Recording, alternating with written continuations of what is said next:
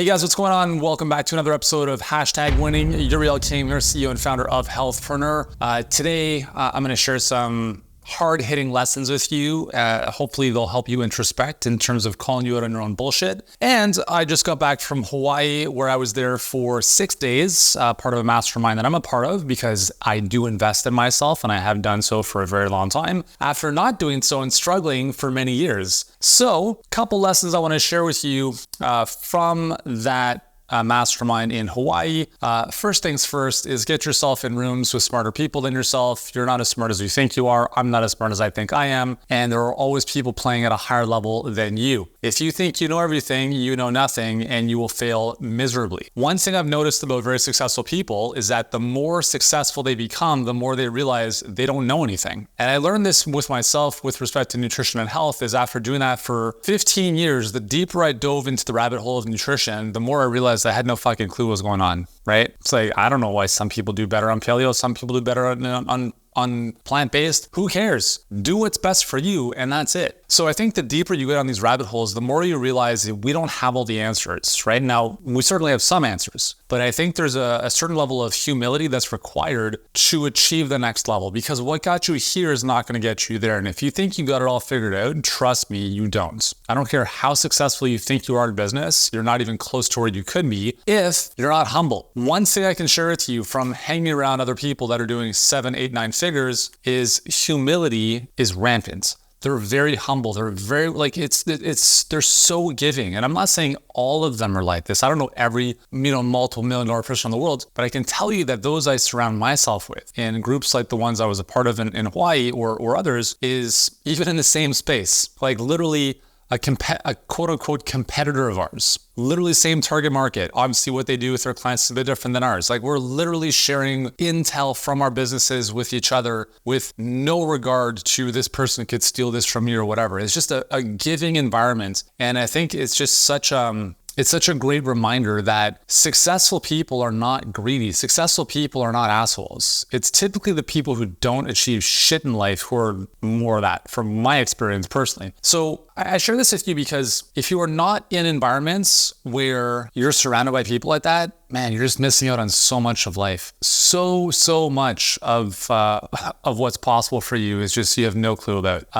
Just in case you've been living under a rock, Healthpreneur Live is coming up September 21st and 24th. That's our big annual event. It's been off the calendar for the past 3 years. We've done it virtually, obviously because of lockdowns. We're back in person, Scottsdale, September 21st and 24th. We have a handful of spots left. If you want to join us, the link is healthpreneurlive.com. You can grab a spot there if you fit the bill that we clearly articulate on the page. So go to the page if you fit the bill and you want to hang out with me, my team, and 250 other amazing health professionals who are doing great things online. This could be an amazing opportunity for you. And if you're thinking to yourself, well, Scottsdale's far from me, I don't fucking care. Get on a plane. We're gonna ride your bike across the states? No, get on a friggin' airplane. Well, it's not convenient, and that's why you're struggling, okay? So this episode, I'm gonna be hard-hitting, no BS. I'm gonna call it like it is. If you can't handle it, you can turn it off now. Doesn't matter to me. Okay? I care about you. I care about your success. I don't give a shit about your stories and excuses. That's just the way I am. Yeah. So anyways, I flew to Hawaii, which for me was a 3-hour trip to Dallas and then an 8-hour trip from Dallas to Honolulu. That could be considered by some a long, inconvenient trip. But I said to myself, number one, it just gives me an excuse to be on an airplane, which I love. Listen, the event was just like go, go, go. I didn't have a lot of time to explore the island except for my final day, but I don't care if it was in Alaska, I would have been there. It wasn't about the fact that it was in Hawaii. That was just kind of a bonus. It was the fact that I wanted to be in environments with other people who get it, right? And the value of that is unparalleled. Like you can't even put a price tag on that. And this is one of the things I really want you to understand is that a lot of people, and again, I share this, I'm not making this stuff up. I share this because we work with a lot of clients and we speak with more who don't become clients of ours, just based on the nature of things, right? Like if you have a conversion rate of 90%, congratulations, outside of friends and family, that's not gonna happen. The reality is you're gonna speak to more people who are not gonna work with you than people who are going to work with you. And why is that? Well, they don't see it as a good fit. They're afraid, whatever. So everything I'm sharing here is stuff that I see in the wild, in the trenches. And there's just so many limiting beliefs that are so obvious that some people have no idea are even holding them back. And one of those things that a lot of newbies and strugglers talk about is, oh, I know that already, right? There's a saying that goes, the student says, I know this already. The master says, thank you for the reminder. And that's a big difference is, some people ask, what are you looking to get out of the events? I'm like, I don't even know. I don't come in with any specific, I want to get this out of the event. A lot of times is, I just want to be present. I want to contribute. And I know that if I get one nuance, not even this whole new strategy. I don't need new strategies. I don't need new things to do. One nuance can change everything for us. I don't even put a price tag on that. And that's the problem, is that a lot of entrepreneurs who struggle in life and in business, they're putting price tags on everything. Well, if I only got this one piece and this one piece, I would pay for those separately, but I don't need all this other stuff, and therefore I don't see the value here. Fuck off. That's small thinking, and this is why you're struggling. You want to be thinking of worst case scenario. I mean, it's not even the worst case scenario. If all I got from me spending 6 days in Hawaii was one conversation that gave me one idea that allowed me to make one small change in what we're doing, that would be worth it 1,000 times over. And I can tell you, I got more than one nuance, because value is an extraction game. So if you're looking at anything, investing in a coaching program, attending a mastermind, doing anything in your business, and you're wondering, is this going to be worth it? I don't even want to entertain that conversation, because the reality is value is an extraction game. You get out what you put in. If I went to Hawaii and stayed in my hotel room, I wouldn't get a lot out of the event. If I went to the event and sat in a corner by myself and never interacted with anyone, or put on my headphones and wasn't listening to the talks, I wouldn't get a lot out of the event. So you have to understand that in life, it's not a matter of what am I going to get out of this? It's, well, what are you going to give to this? Because value is an extraction game. I can give you the best strategy in the world. And a lot of my videos, if you watch them, I lay it out clear as day. The reality is most people won't do anything with it. Do you know why? Because there's no skin in the game. And this is why we charge money. This is why you charge money to your clients. Well, I know how to walk already. I know how to drink water already. No, you don't. It's because you're not doing it. That's why you're going to pay me as your coach, right? That's what you might say to your clients. So the reality is getting yourself in those situations and environments is just, to even put a price tag on it is so pedantic, and it's so elementary. And it's unfortunately why so many people struggle, is they're like, well, is it worth it? I got to spend a few grand to get on a plane, book a hotel room. And it's like, dude, that's why you're struggling,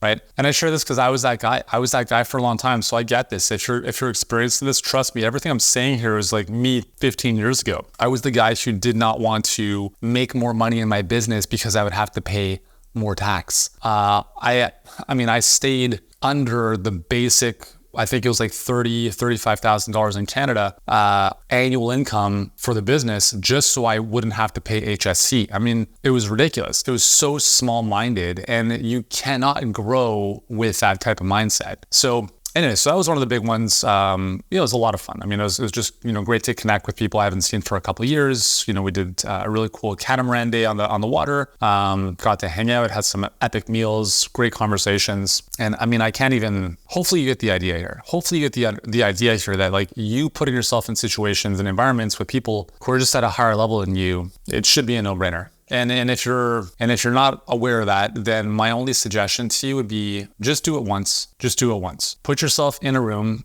in an event, in an environment with people at that level, and then ask yourself afterwards, was it worth it? And then if it wasn't worth it, ask yourself, did I really play full out? Did I really actually show up and play full out? Or was I just kind of sitting there with my arms crossed, expecting everything to be given to me, which is not how this world works, right? So yeah, super, super happy that, we were at the event. And obviously now we've got some tremendous insights that will help us in our business and obviously help our clients as well. So that's the first thing. Second thing I want to share with you. So again, anyways, if you're interested in joining us at Healthpreneur Live, healthpreneurlive.com, September 21st to 24th in Scottsdale. You have to be a health professional. You have to be focused on building your business online. And this is not for newbies, okay? Anyways, second thing I wanted to discuss today is the idea that some aspects of your business are not that important. So let me give you I'll use an analogy of the body for this. So let's say that you work out or you help clients improve their health, right? You help them get in better shape. And you have like push and pull routines or leg and arms, chest and back, however you break it up, it doesn't matter. But let's say that your client is like, you know what? I don't want to do legs ever. I don't think that's important to me. Okay, why do you say that? Doesn't make sense, right? Why would you want to have weak legs considering they're the thing that holds you up every step of the way, right? Anyways, so I share this with you because some entrepreneurs in our space, for some reason, don't believe marketing is important for their business. So it's kind of like you have marketing, you have sales, you have operations, you have delivery. And if, let's say, one of those, consider those 4 tires on a car, right? It's like saying, well, I don't need my left front tire. It's not that important. I don't need to do marketing. Okay, good. Let's see how far the car goes. I don't need to get good at sales. Okay, cool. Flat tire. Let's see how far the car goes. So consider this. You love coaching your clients. Terrific. You dropped $300,000 on your degrees. Amazing. And now you're spending the rest of your life paying off student debt. Tremendous. Cool. But you only want to focus on delivery. You don't want to worry about marketing. You don't want to worry about sales because that stuff is not what a health professional does. Great. How's that working out for you? How's that car moving along? With 2 flat tires. You got 1 tire in the back working on delivery, maybe ops is semi-inflated. And here you are, like you're pushing down on the gas pedal so hard to try to move things forward, but you're not going anywhere because you got 2 flat tires. And then it's like, well, I don't think marketing is that important. People will find me. I'm good at what I do. I'll rely on word of mouth. Hey, listen, word of mouth and referrals are amazing. They're the pinnacle of what all of us want to achieve in business. And if you're getting word of mouth referrals, that's amazing. Congratulations. But it doesn't mean that you're a business owner. It doesn't mean you understand how to run a company. And that's fine. If you want to, I think there's a really important distinction to be made. Do I want to be a technician or do I want to be a business owner, an entrepreneur? Because the self-identity of an entrepreneur is very different than the self-identity of a technician. A technician, I'll just use the example of someone who sits in a lab all day looking at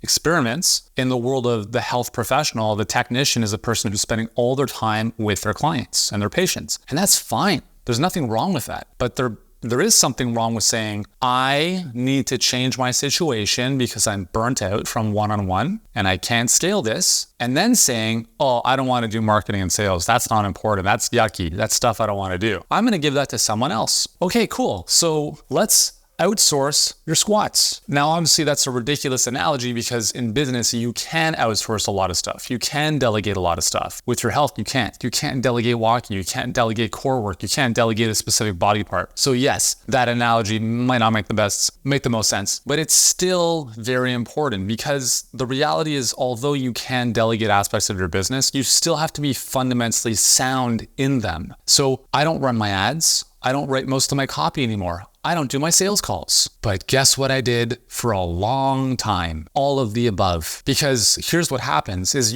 if you have someone else, let's just look at an example of sales. So you don't want to do phone sales because you don't like selling. Well, it's because you're not good at selling or you don't understand it. That's why we don't like it. But when you understand it and become better at it, you start to like it because we like things we're good at. It's really simple. So let's say that you don't like sales. You do 10 calls. You're like, oh, I got some no's. I didn't get the right people on the phone. Whatever it is. You're like, this doesn't feel good. And so right away you go from that to looking for someone else to do your sales for you.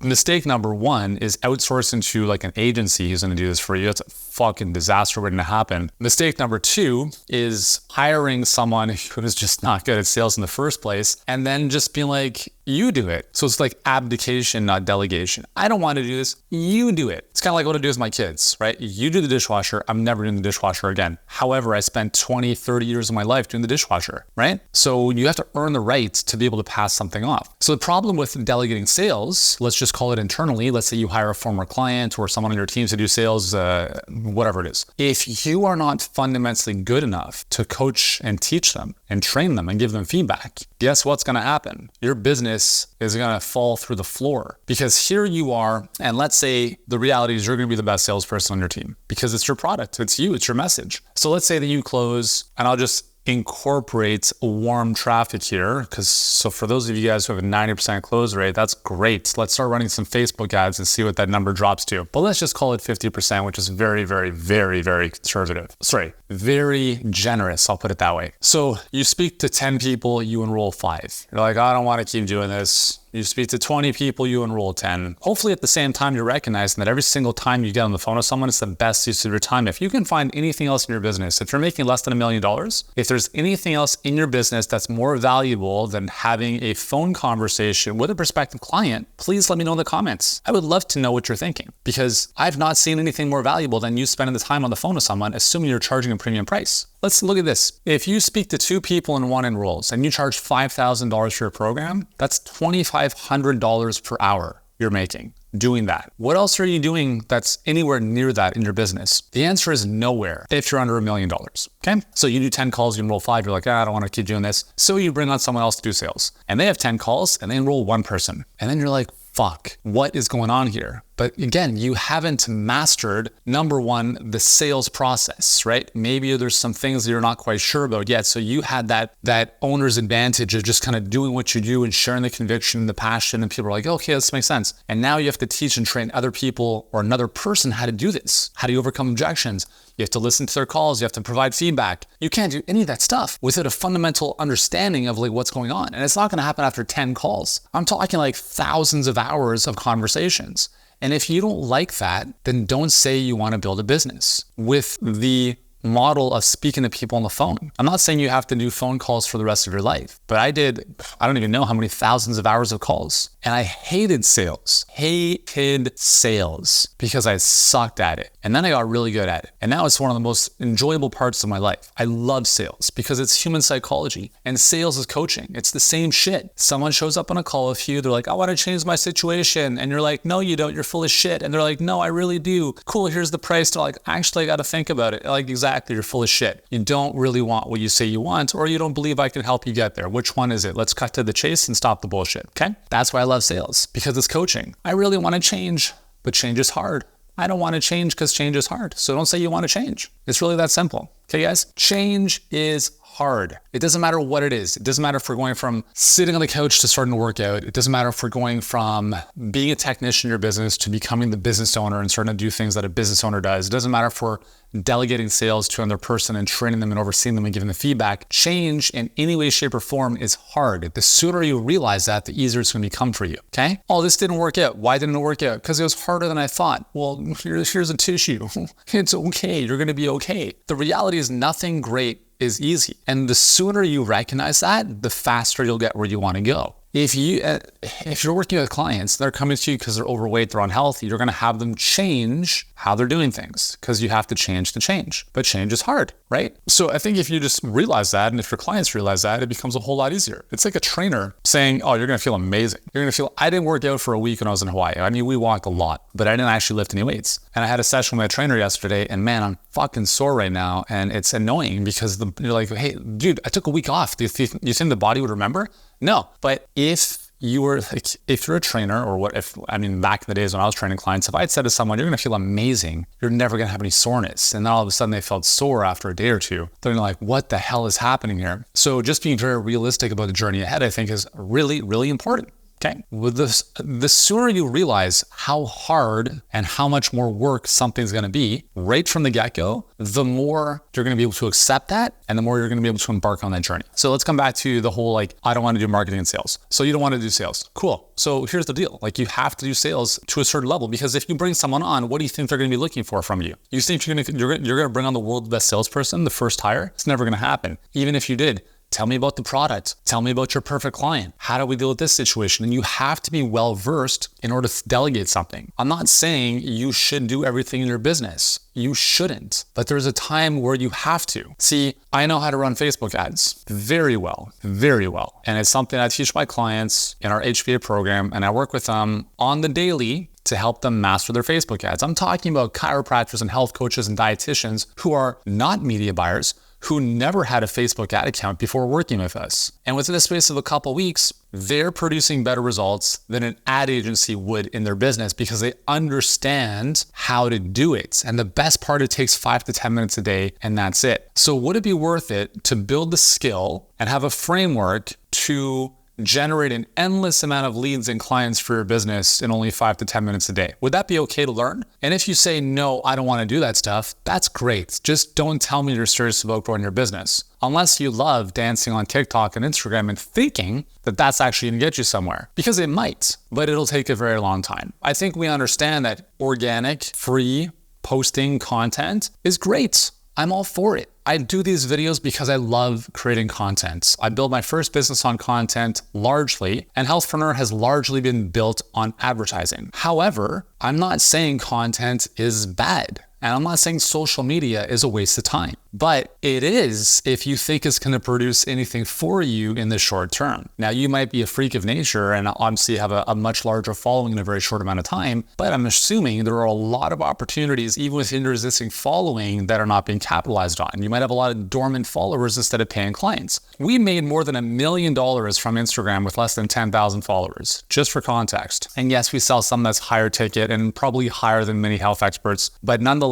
I have seen and I've spoken to and I've helped many people who have followings that are 100 times as big as us, making almost nothing, okay? So I share this with you not because I'm a special snowflake, but because in every part of your business, there are sleeping giants. There are acres of diamonds that are sitting underneath your nose that you will never see until you put the goggles on. So the goggles are how to get better at marketing. The goggles are how to get better at sales. And if you don't want to do that stuff, then that's fine. You just have to be okay with the fact that you'll never see the acres of diamonds sitting in your backyard. Because the reality is no one is going to give a shit about your business as much as you do. When I started Healthpreneur, I ran all of my own ads. Now we have it all in-house. Okay, so we don't use agencies anymore. So my first year and a half of Healthpreneur, I took it from 0 to multiple 7 figures, literally on my own. Okay, running my own ads. And then I was like, you know what? I'm gonna hand this off. So had a friend who was one of the top guys in the space. He ran our ads for the next 2 years. Results were okay. Moved to another agency, paid 10 grand plus percentage of ad spend on a monthly basis. So it ended up being about, whatever it was, 20K a month. Then mediocre results. Third ad agency, same deal, right? 10 grand, whatever it was, plus a percentage of ad spend. So we're spending anywhere from $15,000 to $20,000 per month. And at the end of 2021, I'm like, what the hell is going on here? Why are these numbers not where I would like them to be? And the reality is that no one cares about your business as much as you do. And it's very frustrating because I'm like, just let me in the ads manager and do this shit myself. And that's part of where the control thing has to come in, is step out of that and don't have to control everything. But because I had known better, I had seen better results, me running the ads, I got very frustrated. I'm like, guys, this is ridiculous. We sent you an ad 4 days ago. Why is it not live yet? And there's just way too much delay, too much nonsense. So anyways, we brought everything back in-house. I ran the ads again for the next 3 months at the beginning of 2022. I ran the ads all myself.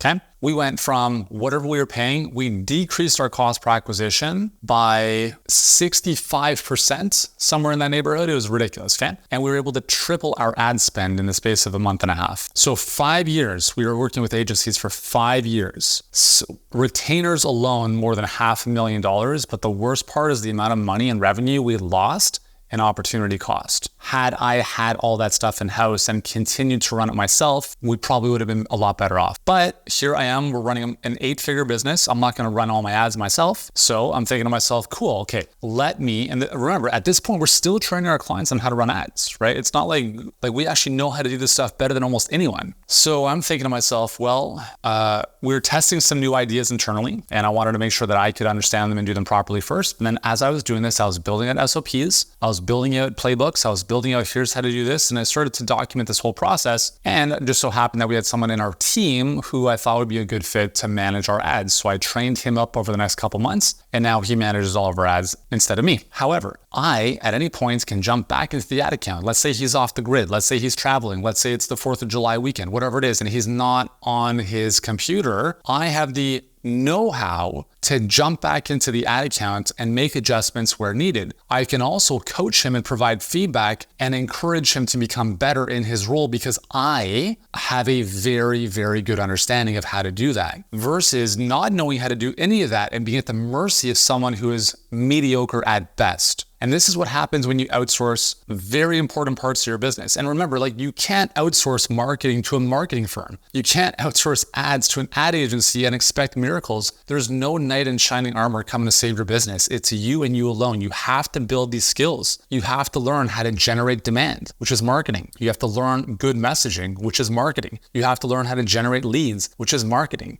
You have to learn how to move people to the next step, nurture them, convert them. These are all things, these are all skills you have to learn. And the sooner you realize that, the sooner you'll get where you want to go. And if you don't think you have to know this stuff, then you will never, and I all caps, underline, never get where you want to go. And if you're like, you know what, Yuri, fuck you. I'm gonna prove you otherwise.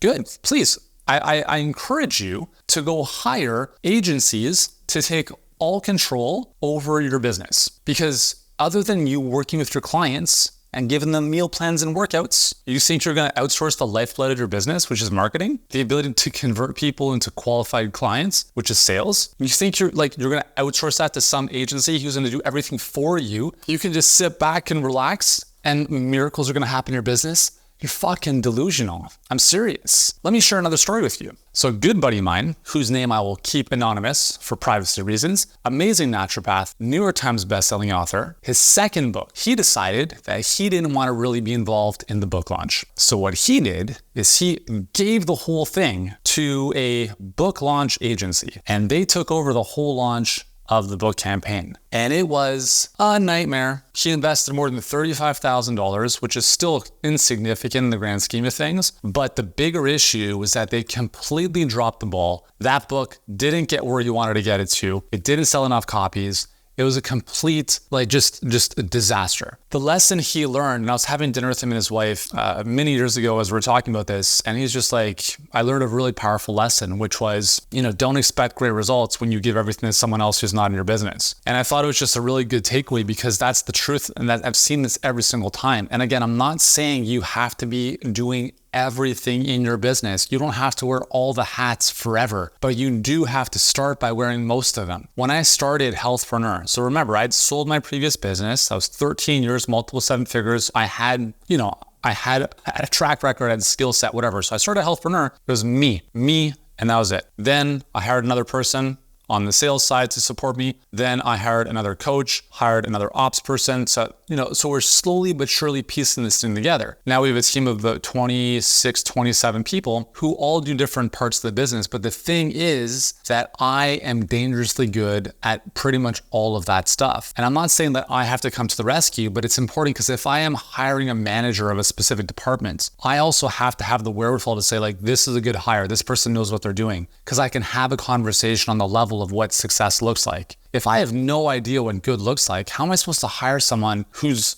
supposed to know that as well, right? It's just like, there's no context. You don't have the track record. You haven't been through the trenches. If I'm hiring a copywriter, I know what good copy looks like. I know what shit copy looks like. And sometimes it's hard to explain, but it's just an observing. You're like, there's something wrong with the syntax here. It's just not making sense. And copy is not one of those things that's going to magically change in 2 weeks. If someone's not coming, batteries included, they're gone. But if I was terrible at copywriting, I would have been like, oh, that's good. I don't have to write it. Good enough. But that's where most businesses struggle, is they're not fundamentally good enough to even hire people who are also good. So you end up outsourcing, and the key word is outsourcing, to agencies, and they're shit because you're paying, you pay for. So if you're hiring like Filipino VAs to post on social media, please understand that that's very different than marketing. That's a process manager who's checking off boxes. They don't understand. I'm not saying there's anything wrong with Filipino VAs. I mean, we have a few on our team, but just understand the difference between you mastering a skill and you outsourcing a part of your business that you don't want to do.